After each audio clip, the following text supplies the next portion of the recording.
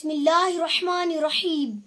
अस्सलातु वस्सलामु अलैका या रसूलल्लाह व अला आलिका व अस्हाबिका या सय्यदी या हबीबल्लाह। मोटी औरतों के लिए फायदेमंद टिप्स। नंबर 1, खाना खाने से पहले 1 गिलास पानी पी लें। नंबर 2, सुबह निहार मुंह नीम गर्म पानी में अदरक डालकर पी लें। नंबर 3, मछली खाया करें।